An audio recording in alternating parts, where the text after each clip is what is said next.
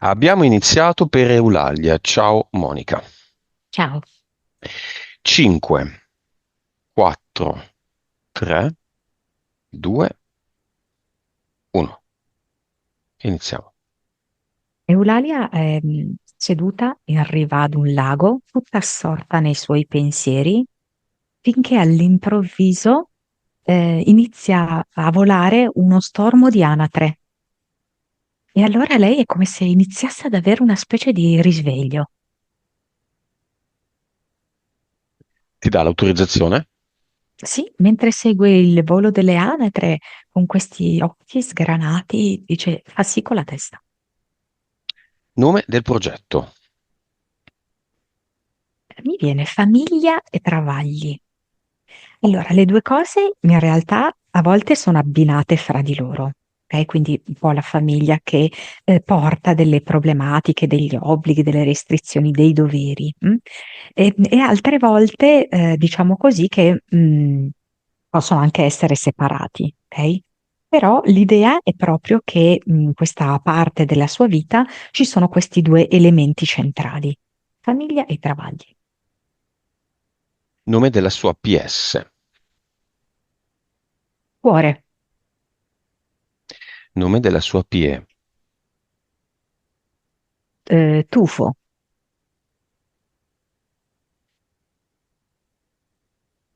Perché tuffo? Eh, allora, è una pietra vulcanica, no? E Mhm. in effetti io lei la vedo un po' come un vulcano, perché sta ribollendo un po' sotto. E in fin dei conti, come un indizio per capire chi è Eulalia. Vibrazione. 6-7 miliardi. Consapevolezza. Mm, 142, Anima. 41, Vite.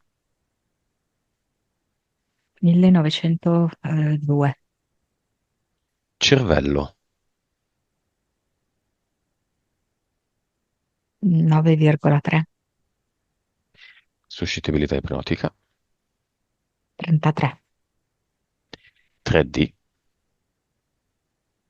Mi viene 69, Vivacità animica. 90, 98. Ok. E vibrazione di Eulalia se non ci fosse l'amica accanto. 5, Mm. Vibrazione dell'amica.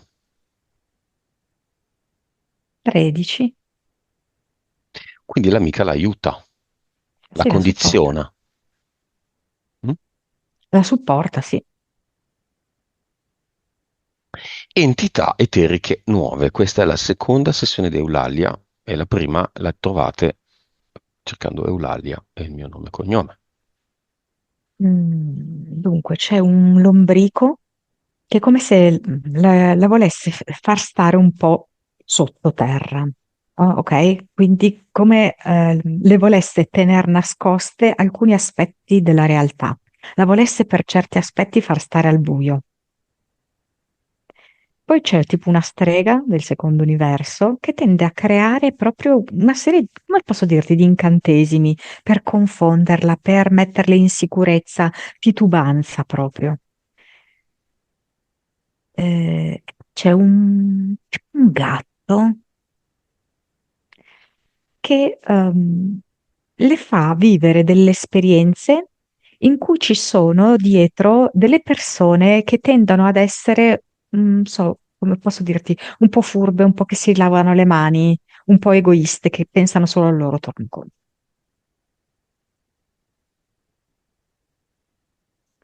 Boh, così, Basta.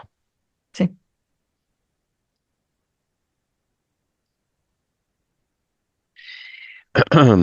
Abduction? Ci sono? Allora, ce n'è stata una,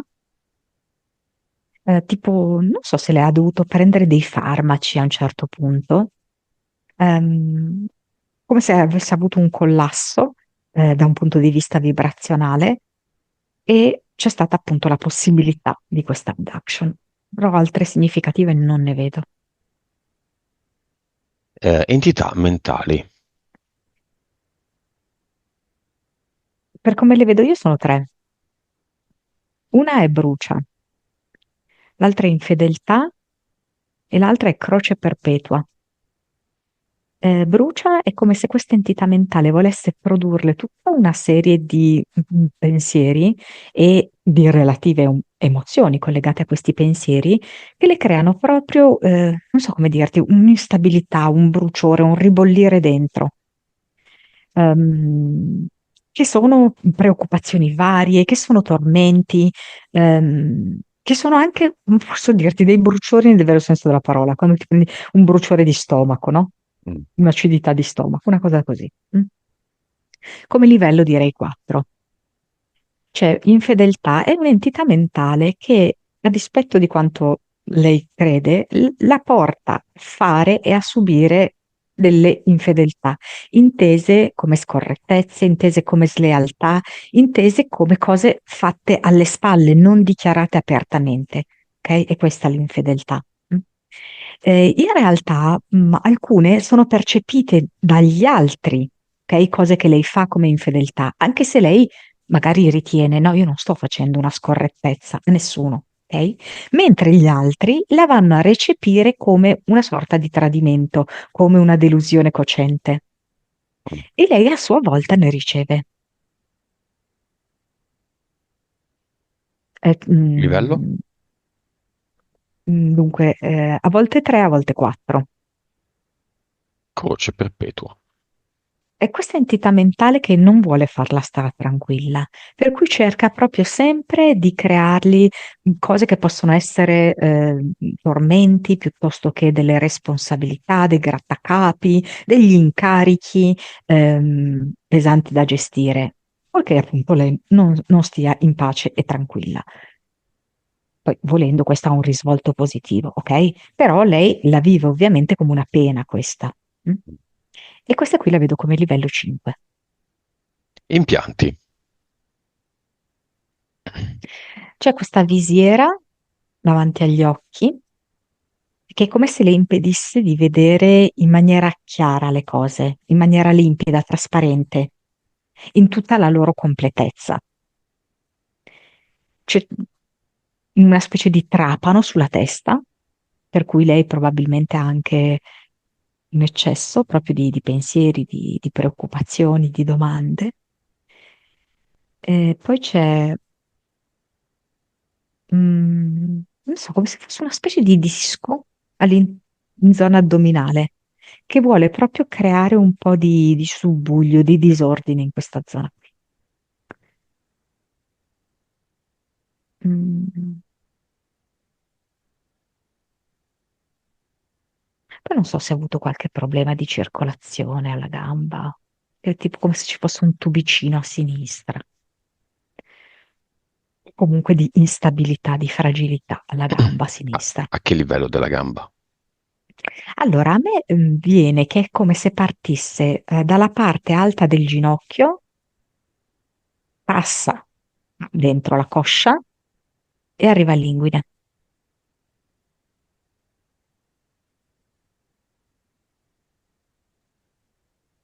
Mhm. Basta? Sì, sì, giusto. Causa esoterica del problema alle ginocchia. Eh, prima questo problema alle ginocchia parte, allora, facendo una premessa, no? Lei si è sempre sentita molto legata alla famiglia, no? Infatti lei ha sempre un po' avuto anche in gioventù problemi alle ginocchia, no? Quindi ha avuto molto bisogno in un certo senso, no, del sostegno, un forte legame con la famiglia, così. Poi nello specifico, quando poi lei ha chiuso questo negozio, lo stava per chiudere a ridosso di fare queste pratiche, così, ha iniziato il dolore al ginocchio destro e infatti il padre era molto dispiaciuto della chiusura di questo suo negozio. Poi questo dolore è passato anche al sinistro. E infatti c'è questa donna che rivendicava, no? In un certo senso, il successo di questo negozio, no? L'ha aiutata lei, eccetera, eccetera. Quindi comunque non vedeva di buon occhio, no? Questa chiusura di questo negozio, una sorta di tradimento, no? Nei suoi confronti l'ha visto. Quindi vedo proprio queste due figure, no? Questa energia maschile del padre e femminile di questa donna che vanno ad incidere negativamente eh, sul suo stare in piedi da sola. Mm. Con le sue gambe Esatto, poter decidere lei autonomamente. e andare muovendosi dove desidera andare. Sì. Cosa c'è lì nelle ginocchia?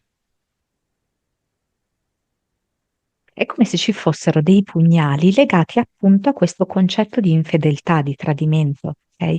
Perché è come se lei, da un lato, razionalmente dice: no, ma io voglio pensare alla mia vita, al mio benessere, al mio vantaggio. Però allo stesso tempo è come se fosse, da un punto di vista energetico, molto fragile e per cui di fatto il coltello nel ginocchio destro è più legata, diciamo così, a come un senso di colpa, o di aver dato un dispiacere al padre. L'altra invece, al ginocchio sinistro, che è stato inferto da quest'altra donna fintamente amica, diciamo, proprio legato non so come dirti, alla sua anche incapacità, ok, di vedere veramente le persone e le dinamiche che accadono con le persone. Quindi questo fa sì che lei abbia un campo energetico più penetrabile. Chiamiamo nel cinema questa persona, questa donna. Si sente molto forte e dice che lei è molto forte al contrario di Eulalia, che è molto debole. Ah, che E consapevolezza ha questa donna? infatti viene con un pugnale in mano. ehm, 115. Mm. Perché viene col pugnale? È un po' una sua modalità, ecco. Nel momento in cui si sente ferita, lei pugnala.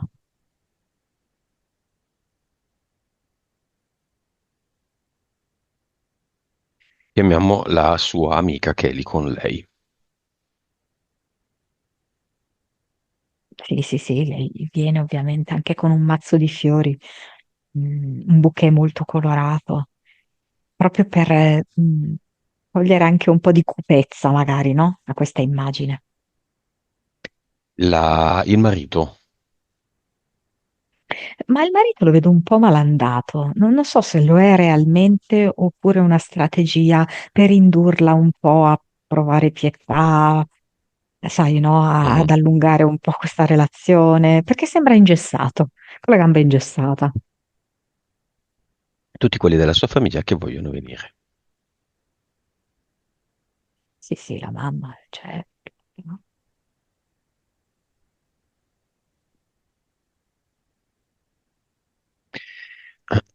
Va bene. Causa esoterica di questo spillo rinvenuto nel reggiseno lavato e asciugato, che è uno dei tre elementi di una settimana disastrosa. Vabbè, questo è un elemento che non ha portato conseguenze. Nessuno si è punto ferito.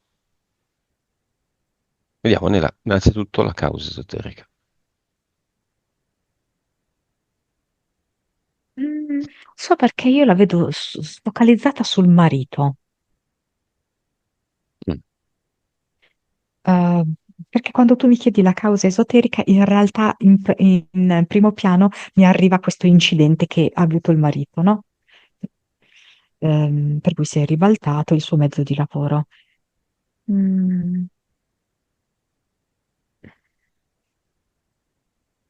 Allora, a me viene così, poi posso sbagliarmi, ok?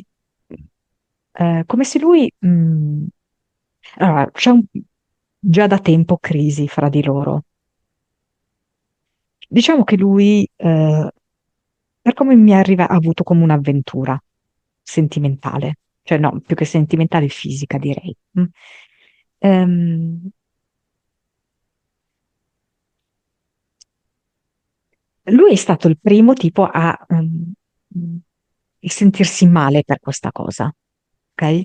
A sentirsi dispiaciuto di questa vigliaccata. Ed è come se lui avesse creato, non so come spiegarti, sia l'elemento che potrebbe essere facilmente riconducibile a questa sua slealtà, quindi sai, lo spillo proprio in un capo d'abbigliamento femminile intimo, sia proprio il fatto di vedere la casa allagata, no? Quindi come dire che tutto sta affogando, ok? Il loro rapporto sta affogando. Cioè lo vedo proprio partito dall'energia ehm, di squilibrio del marito, a seguito di questa cosa, però nella sua mente un po' contorta, in realtà lui era come se volesse salvare il matrimonio. Non riesco a capire, come se ci fosse una specie di pan per focaccia anche nella sua testa. Mm, Mm? Tu mi hai fatto questo, io ti faccio questo, ti restituisco questo e allora poi dopo siamo alla pari. Fai conto, una cosa mm. simile. Mm? Vendettina. Mm, sì, però in realtà questa cosa l'ha fatto stare male. Ma lui ha messo lo spillo o lui ha creato un'energia? Io, no, no, non è che è andato lì e ha messo fisicamente lo spillo, assolutamente no. Lui ha creato un'energia tale da creare questi tre eventi che sono di per sé molto potenti, no? Allagamento in casa, lui che si è ribaltato col mezzo di lavoro e uno spillo nel Esatto, reggiseno. sì. Come funziona questa realtà tale per cui un uomo, una persona con il proprio intento, suo malgrado a questo punto, crea addirittura la comparsa di un oggetto, un apporto, se vogliamo. Ma in realtà noi non ci stupiamo del fatto che noi creiamo tutti i giorni. Mm, mm, Cioè, noi crediamo che andiamo a comprare, no, il pane, lo portiamo in tavola. In realtà siamo noi a creare quelle cose, ok? Però all'interno del racconto della Matrix non siamo noi a crearlo, ma è il panettiere, noi andiamo lì, lo paghiamo e poi lo portiamo in tavola, ok? In realtà un episodio del genere ci mostra in maniera più chiara e immediata come noi siamo i creatori di ogni cosa, nel bene e nel male. molto interessante. Mm, mm, mm.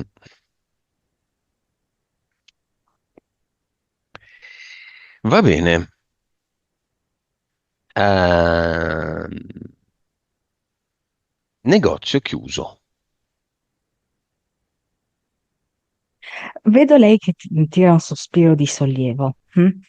Un po' come se questo negozio fosse stato gioie e dolori, quindi adesso lei è come se si sentisse più alleggerita, poi sente come una nuova alleanza che si affaccia, perché lei ha molto bisogno di alleanze e su questo però lei deve anche un po' imparare. Ok? Perché lei tende molto a creare questi legami forti con la famiglia, con le persone che incontra. Questo da un lato è una buona cosa, però dall'altro è come se la distogliessero da se stessa. Quindi lei è bene che continui, no, ad avere dei buoni rapporti, però allo stesso tempo non si deve dimenticare che principalmente lei deve avere a che fare e deve conoscere se stessa. E lo sta facendo? Fino a un certo punto, perché lei vive molto fuori. E come dice appunto l'entità che lei ha creato, che è l'entità lombrico, molte cose per lei rimangono non visibili, rimangono nascoste, ma questo perché lei non le vuole andare a vedere, lei non vuole andare a contattare delle parti più intime di sé. E le rogne in casa? Cioè, i problemi del negozio, della Mm, casa, tutto questo mhm, discorso catasto, bla bla bla, mhm. Mi viene proprio come se, cioè è anche interessante notare come l'anima si chiama cuore, che proprio dà l'idea dell'energia pura, no? E lo spirito si chiama tofu, che è proprio scusami, tofu, tufo, Tufo. che è, sì, esatto, un'inversione di vocali, tufo, che è proprio invece rimando alla materia. Come se proprio nell'insieme volessero farle vedere che non esiste solo la materia e che finché lei rimarrà fissa nella materia avrà questi impicci qua. Nel momento in cui lei inizierà ad affacciarsi maggiormente alla propria interiorità, quindi alla propria parte più spirituale, più energetica, questi problemi se ne vanno da soli. La cosa proprio che mi arriva è che la sua anima, chiamandosi cuore, è proprio come se la invitasse ad avere un dialogo quotidiano con se stessa, con il proprio cuore. E uno dei punti fondamentali è questo matrimonio. Il matrimonio è finito, quindi adesso Eulalia si mette la mano sul cuore e va davanti al marito nel cinema. Due attori che recitano in un gioco.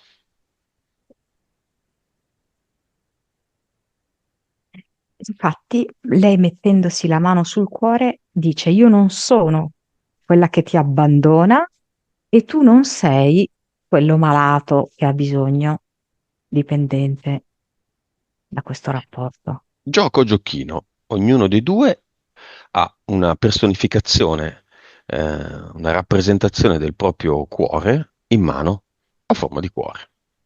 Com'è quello di Eulalia e com'è quello del marito. È una scatola in realtà, perché ha forma di cuore, ma è una scatola, cioè con il coperchio e quindi all'interno c'è proprio un contenuto. È un ulteriore invito a scoprire, no? Cosa c'è nel suo cuore. E quello del Quello, marito? quello del marito è veramente un po' bucherellato, come se fosse un sasso, sì a forma di cuore, ma con dei fori. Ok, adesso se lo scambiano. Giochino, giochello. A lei ha una specie di gesto di ribrezzo, una reazione. mm, Ma è un gioco. n- sì, ma non le è piaciuto questo contatto. Mentre al marito è piaciuto molto, l'ha visto proprio come un tesoro. Mhm.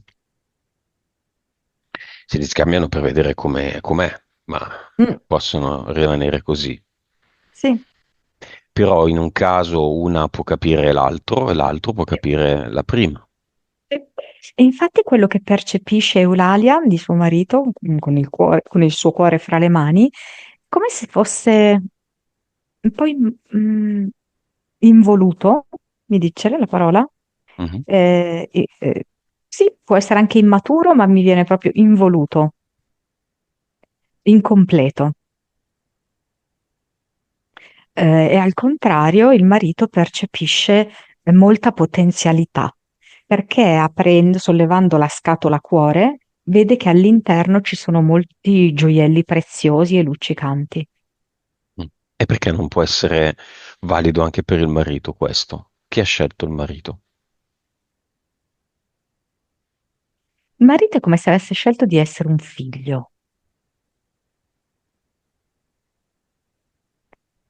figlio così, vita natural durante, no?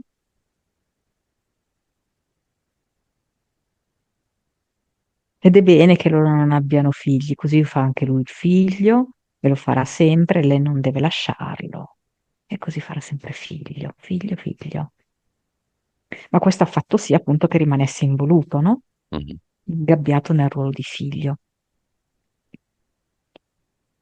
Ci sono altre vite in cui loro sono stati insieme. Ma questa che mi fa vedere non è così tanto significativa, perché semplicemente mi fa vedere che erano vicini di casa, tipo lei sotto, lui sopra, e vedo che lei diverse volte batte la scopa sopra, perché c'è un po' di caos sopra.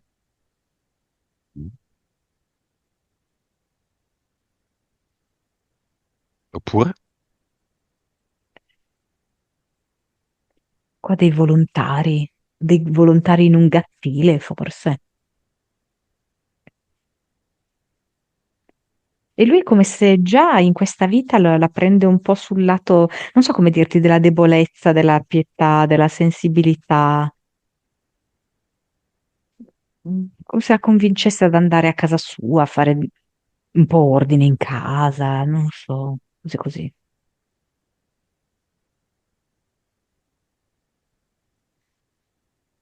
Un'altra? La più significativa, oltre a questo. Poi mi fa proprio vedere lui bambino, perché ha il ciuccio in bocca, però lì non mi sembra che sia la mamma, eh. Mi sembra tipo un'amica della mamma. Vedo che gioca così con lui. Mm. Qual è, detta da lui, come anima, il senso di questa relazione?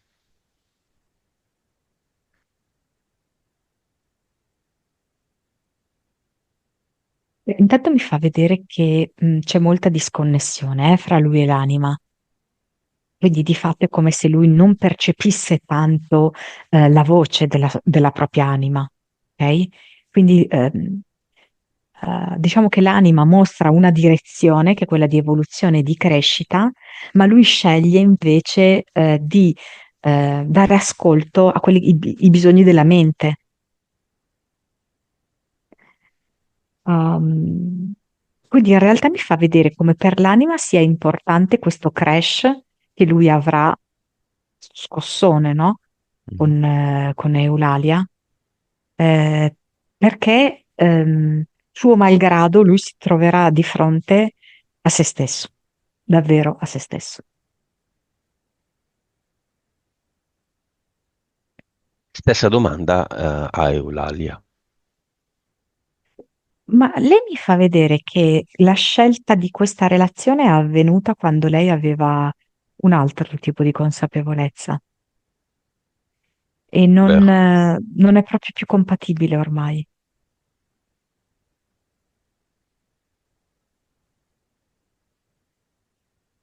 Cioè, come se fosse già dovuta decadere, no? Questo rapporto. Si è trascinato ancora nel tempo, però energeticamente è già finito. Va bene. Lo lasciamo nel cinema, marito. Vediamo la causa esoterica, Monica, del fatto che Eulalia si dà della cretina.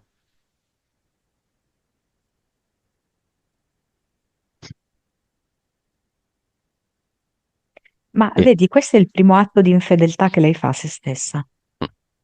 che non era un punto, è diventato un punto per mia Sì, volontà. certo, perché l'infedeltà è proprio la mancanza di rispetto e lei dandosi della cretina si manca profondamente di rispetto. E questo appunto deriva dal fatto che lei non è amica di se stessa, non ha un dialogo interiore di gentilezza, di conoscenza, di profondità, di saggezza, non ce l'ha. E quindi ovviamente lei è preda del giudizio.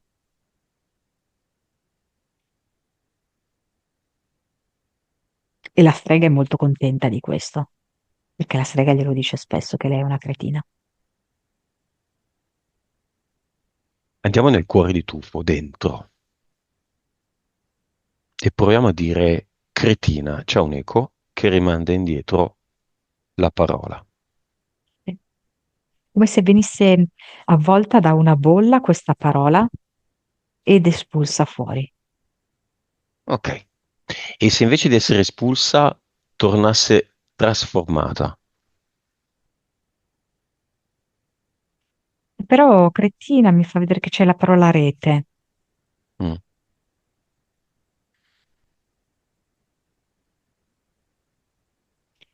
Come se non venisse accettata questa rete che sa di prigionia.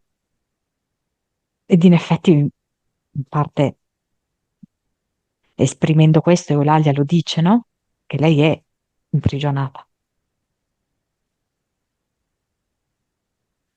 Quindi non c'è un'anticretina Ehm, espresso da cuore, la sua anima. Pensa che mi ha detto sensibile. Mm, Lei non è cretina, lei è molto sensibile. ok. Le sono successe tante cose, no? Sfigata. Sfidante, rilancia come parola.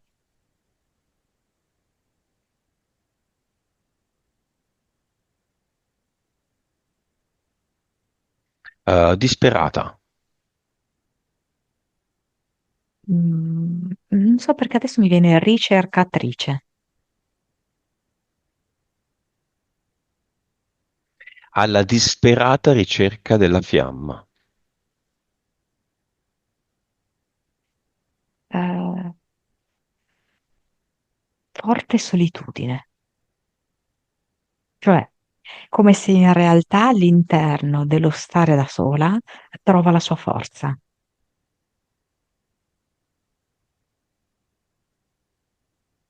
Andiamo dentro, Eulalia.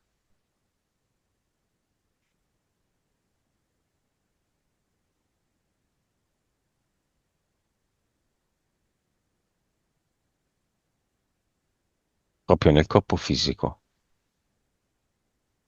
che poi diventa energetico. Mm? Che è il contrario, sì. Mhm, Energetico genera questo corpo fisico, sì. mhm. Dov'è Eulalia?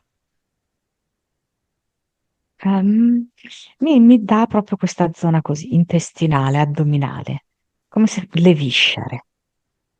le viscere che possono bruciare, possono protestare, ma le viscere anche dov'è il vero cervello, no? L'intestino, c'è il vero cervello. E mi fa vedere proprio una luce fortissima che è come se lei tenesse invece oscurata da questo disco che ho visto come impianto, no? Ed è anche lì la sede, tra l'altro, del potere personale, no? Della capacità di fare le cose nella vita, anche di imporsi, no? Rispetto a chi dice no, questa cosa non si fa, lei dice sì, si fa. Vedo che mano a mano è come se facesse scivolare lateralmente questo disco per consentire alla luce, di propagarsi. Sembra quasi un fiore tropicale. Eh, è come una specie di anturium giallo, giallo sole, che sta sbocciando. Sono proprio petali di luce. E ogni momento in cui questo fiore si apre di più, lei si sente sempre più potente e sempre più confidente con se stessa.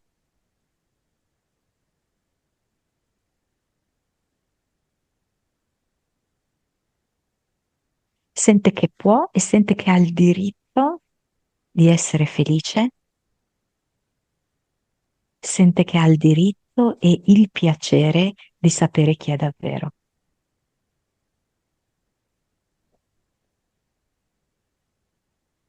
Sente che è giusto che lei si conosca come anima,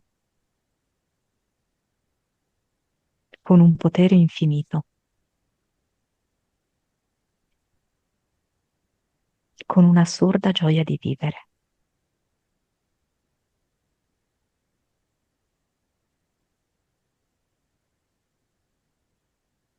Andiamo più in profondità. Dov'è questa fiamma? La sua fiamma? Mhm.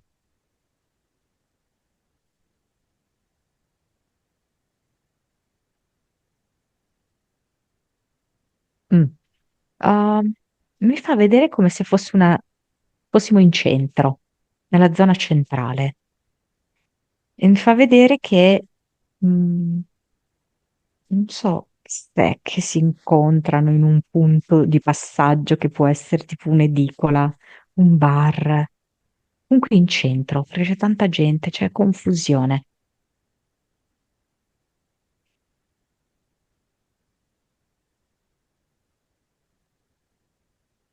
Che succede?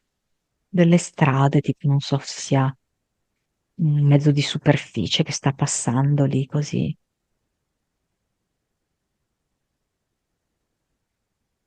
E lui sembra tipo un uomo d'affari, non so, vestito in maniera abbastanza elegante, anche se casual, Mhm. con gli occhiali da sole. Sembra avere tipo una valigetta di lavoro, come se lui abbassasse gli occhiali da sole per guardarla.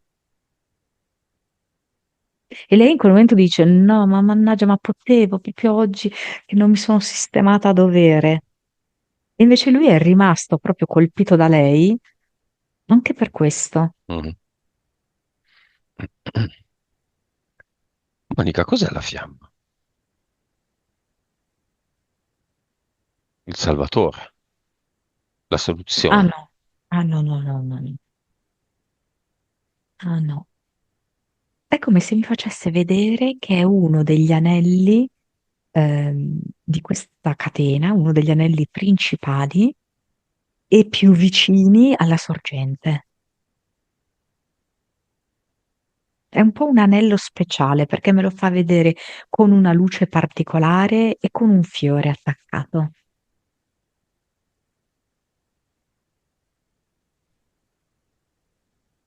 E maggiormente ci permette di sperimentare in che senso, cosa vuol dire che noi veniamo dalla sorgente.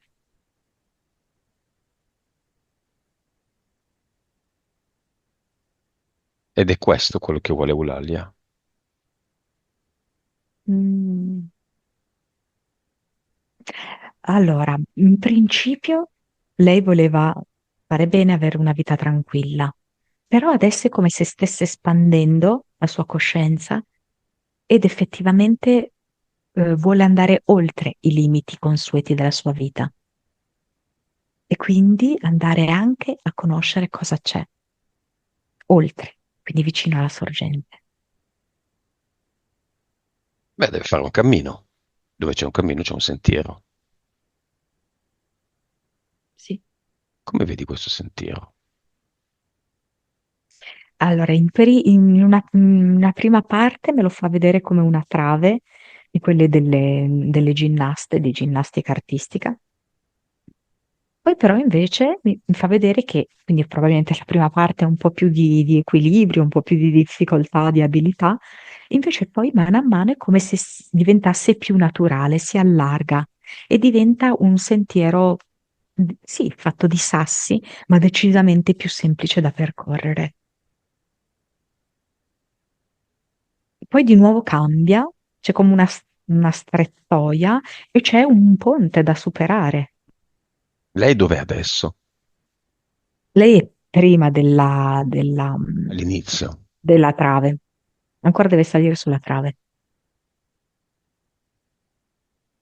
Se la sente? Ci sono tanti ostacoli. Vedo che si gira dietro e guarda effettivamente quello che già a me arriva energeticamente come ex marito, lo guarda e, però è come se in un certo senso, mentre lo guarda, sta smontando quello che è la sua finta fasciatura. Cioè? Quindi già è come se, Delle cioè ginocchia? No. no, il marito è come se per Ah. attirare la sua attenzione, le sue cure, si fosse fasciato una gamba, no? Mhm. Però lei guardandolo già come se gli stesse togliendo questa benda, ok? Un Quindi falso non invalido. vuole, sì, esatto, non vuole Eu- cedere, insomma, a questo piccolo ricatto, no? Eulalia fa il segno del... proprio esattamente così. Faccia il fatto. Magari è là che già detto. Vabbè, Vabbè, lei è un gioco. È un sì, gioco. esatto.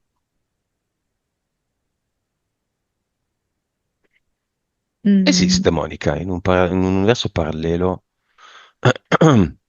un'anima di Eulalia che è nel corpo e nel ruolo del marito e viceversa. Un antimondo, un mondo sì, all'opposto. sì, sì, Esattamente certo in che sì. questi due personaggi, Eulalia che si chiama Eulalia, il marito che si chiama Pinco Pallo, ma le anime sono invertite. Anche c'è anche questo, sì. Ma perché? Perché di fatto l'anima è una sola.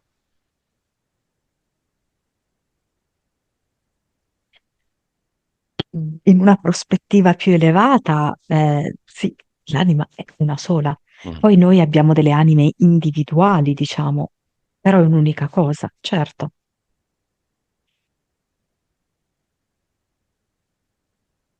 Quindi è tutto molto relativo. Mm, mm, mm. Va bene, usciamo dal sentiero, torniamo indietro. Eulalia ha capito, può cambiare tutto, voltare pagina.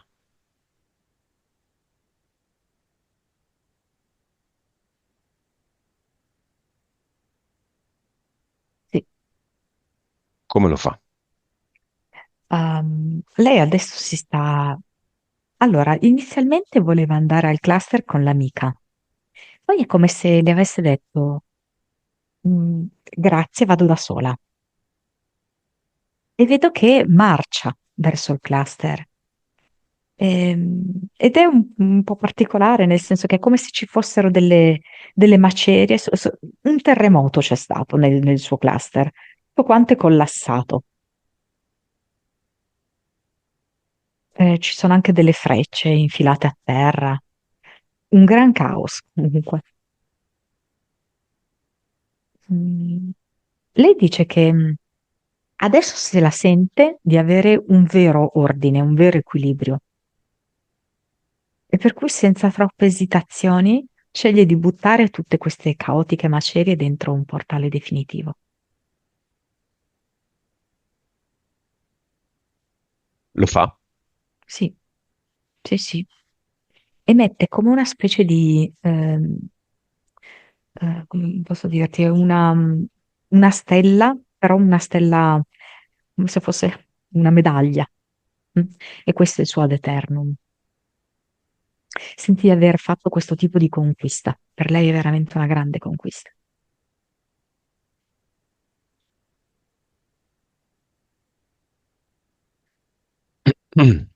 C'è un avatar. Era come se stesse lì a fumare questo avatar, a dire ma sì, tanto va avanti da sé. La storia, il racconto che ho già impostato, e non è che si ribella più di tanto, no? Mhm. E Eulalia che fa? No, adesso ti scombino io i piani, perché mi riprendo il controllo di tutto. Allora mette all'interno di un sacco tutto quanto. L'avatar, la sua scrivania, il computer. E con grande soddisfazione butta il sacco dentro il portale definitivo.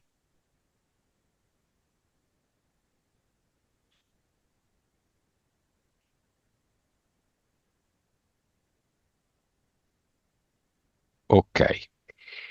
Famiglia e travagli esiste ancora con questa condizione? No. C'è un nuovo progetto? Mi viene tipo giostra, come se lei decidesse adesso di stare bene, di divertirsi, di fare esperienza. La strega esiste ancora? No, non più. Ride ancora? No. Il gatto, il lombrico, giusto? Mhm. No, no, Brucia infedeltà e croce perpetua. no, no. Benissimo, gli impianti nemmeno immagino. No. Nuova vibrazione, Mm, 190, nuova consapevolezza,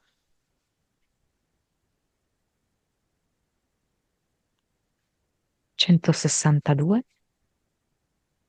PS anima, 48, vite, 1789, cervello, 9,5, Suscettibilità ipnotica. 50. Mm. 3D.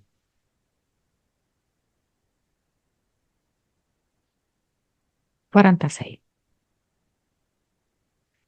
Forse è il dato che fa più fatica a scendere, no? A modificarsi, quello della 3D, 4D. Vivacità animica.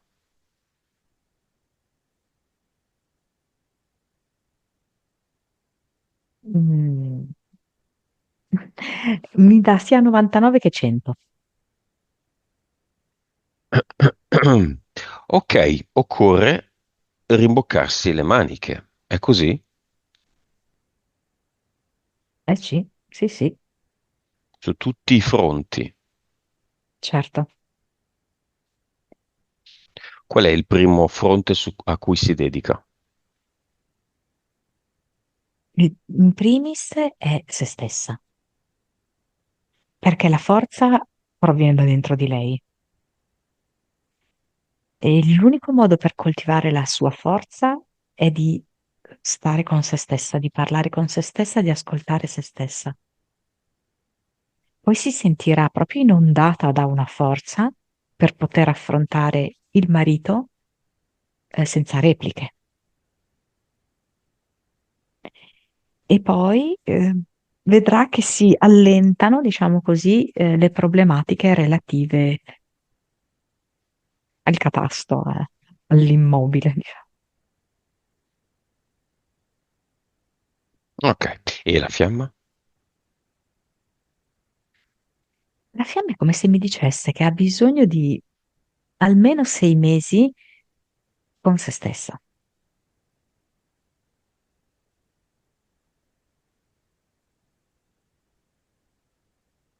Ok. Faccia un giro nel cinema. Messaggio finale al marito. Se dico basta, è basta. Ehm, Sto parlando all'uomo, non sto parlando al bambino. Alla madre.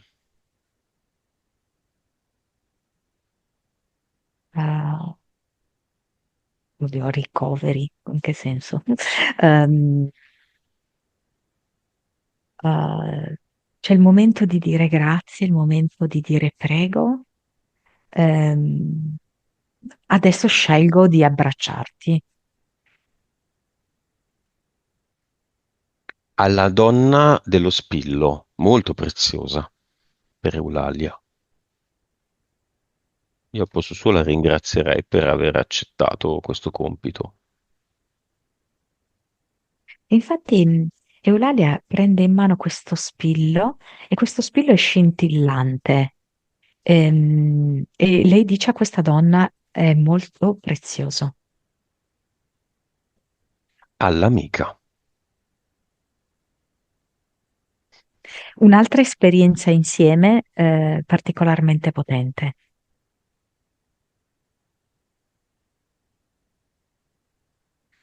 Il messaggio finale alla vera protagonista di tutto.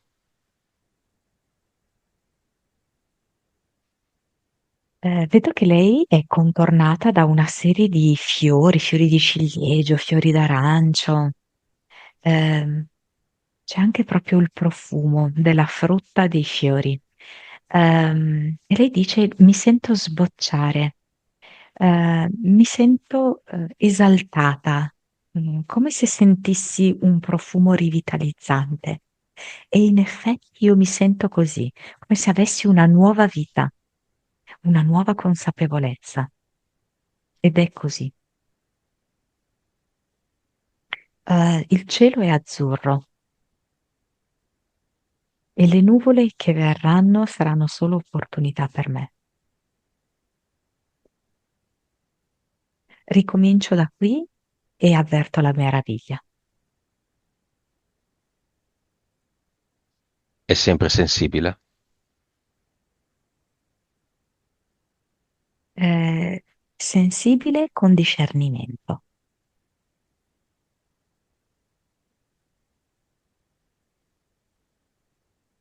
e nell'antimondo come vedi Eulalia?